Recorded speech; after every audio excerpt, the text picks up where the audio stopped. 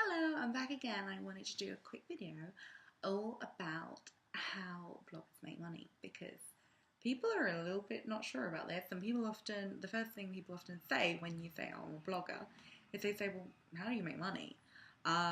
They often will ask how much money you make and how much you charge for specific things, which is weird because I would never ask somebody how much money they make and how many bonuses they get and what Christmas bonus or what commission they get, but whatever.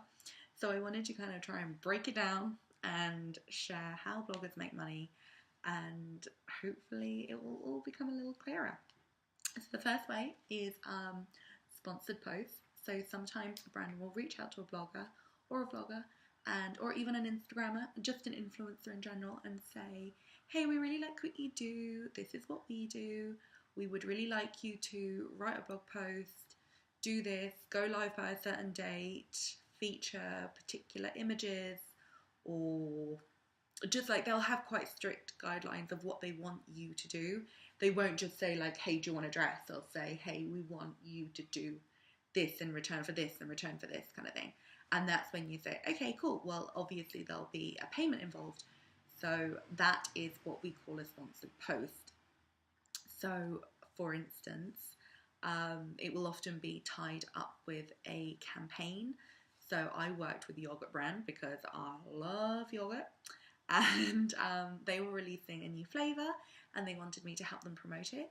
So they said, hi, we're promoting a new flavour of yogurt and we want you to create some really fun content around this new flavour of yogurt. So I decided to make waffles and yogurt with loads of sprinkles. They looked amazing, they tasted amazing, I loved them. They were like really fun, really photographable. It was just great, it was really fun. And because I was promoting their new flavour and I was creating specific content for them and then I was sharing it across my Instagram and Twitter, there was obviously a fee involved. So that is what we call a sponsored post. That is the first way. The second way is affiliate links. So when, say for instance, I say, oh, do you like my dress? Like, you can buy it at the link below. That will often be a tracked link, which is specific to me or specific to the blogger. And if you click that link and then buy the dress, we will make a commission of the price of that dress. Sometimes it will be something from 2%. Other times it can be right up to like 15%. You can use this for Amazon, Topshop, ASOS. There are loads and loads and loads of different companies who work with bloggers with affiliate links. So that is another way. If you are a blogger yourself and you want to sign up to use affiliate links, you can. There's a couple of different companies that I personally use. One of them is Affiliate Window, which is pretty good. I will put the link below.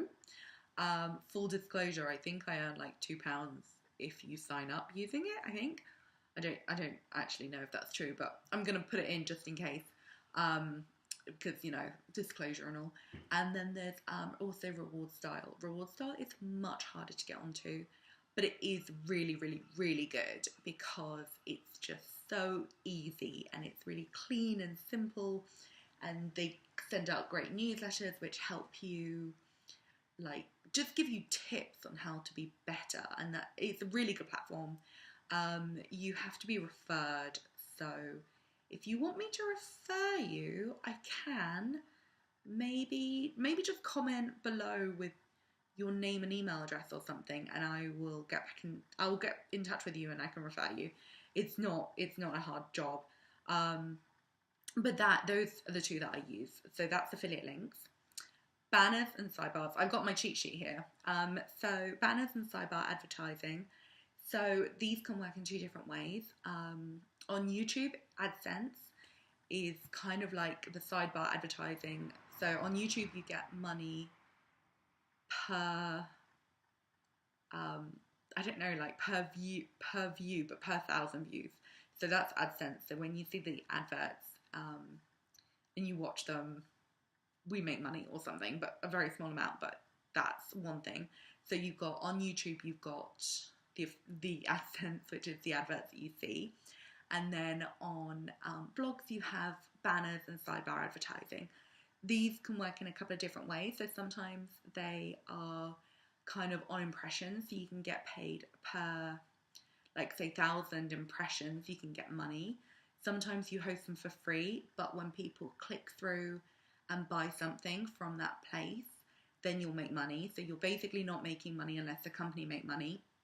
And other times a brand will contact you directly and say, will you host a banner and we will pay you, say, £50 a month or £100 a month or £200 a month. So it really does vary, but that is another way, and that is like kind of like constant money that gets kind of ticked over. And then sometimes bloggers will allow other bloggers to advertise on their sidebar. This can be anything from like £4 to £8 a month to £50 a month. It depends on, you know, how big the blogger is who's hosting the adverts. I don't think it happens as much anymore. I feel like it was quite an old school blogger thing. But again, if you have a good amount of traffic and you want to sell advertising space, you can sell it privately, through your maybe Twitter or blog to kind of, you know, other bloggers who read your blog who want to maybe get a little bit more traffic. And sometimes built into that, you'll get like some tweets as well as presence on the sidebar. Just so you know. And then freelance work. This is something I probably know quite a lot about because I have done lots of freelance work. So before I blogged, I worked in fashion, but kind of as part of, like, so kind of I get some work which is kind of related to fashion and what I used to do, and then I get other work which is more related to blogging. So you might be a really great like videographer as part of the skills that you learn to be a blogger. You might be a really good videographer. So for instance, a brand might contact you and be like, oh, we love your videos, we love what you do, we want you to create videos, not necessarily for your social media, but for actually the brand's social media. So they might say, how much will you charge us to create like a series of like 5 GIFs for their own, like the brand's social media? And you can kind of do freelance work that way as a blogger for brands. Similarly, like a lot of brands will contact me and be like, we like your photography, will you take photos for us?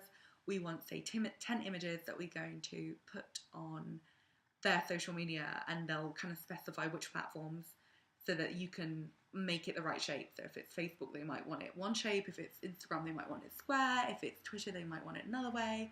So there's different ways, or Pinterest, they'll longer, obviously. So yeah, if brands really like what you do, writing, photography, video, they might get in touch with you and say, we love what you do, we need some images for our own use, will you create them, how much will you charge?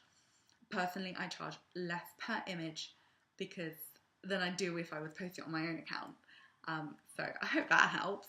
And then finally, a lot of bloggers will have a lot of stuff. Like, for instance, they might be given free dresses, they might be given free shoes, they might be given a free handbag.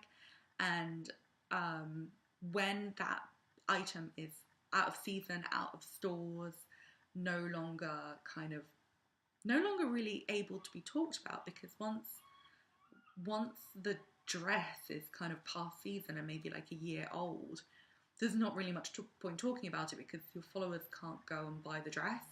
So they might put those items on their blog sale, on their Depop, or actually do a physical bloggers market to get rid of some of those items.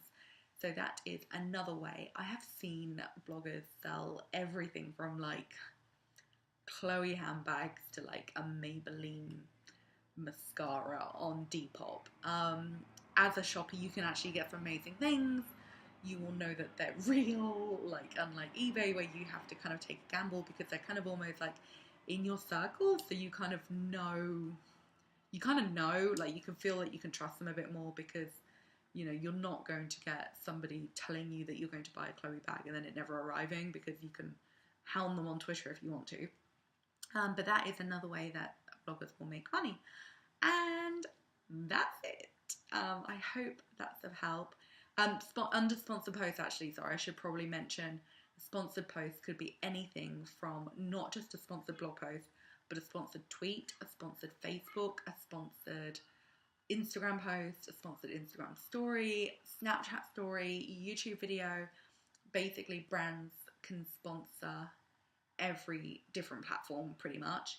And so yeah, when I say sponsored post, I should have probably explained that I mean sponsored posts on all platforms, just so you know. And if you are reading a blog post and you see the words hashtag ad or hashtag spawn or hashtag SP, or you see the writing written in collaboration with, that will mean that a brand has paid for the content, and then you will know.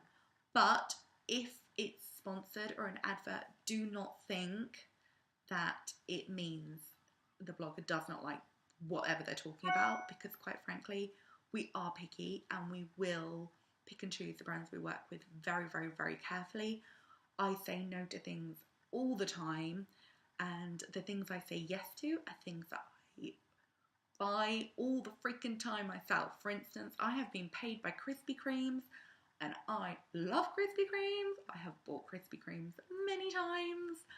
I love them. They're amazing. I probably have spent so much more on their products than they have ever paid me. And to be honest, I'm happy to talk about them for free. I'm happy to talk about them for money. I love them. So don't feel like just because something is sponsored or an advert means they hate it, because that is a massive misconception, because we are actually all genuinely picky. And if you think that the bloggers that you're reading is not picky enough, then maybe find new bloggers to read, quite frankly.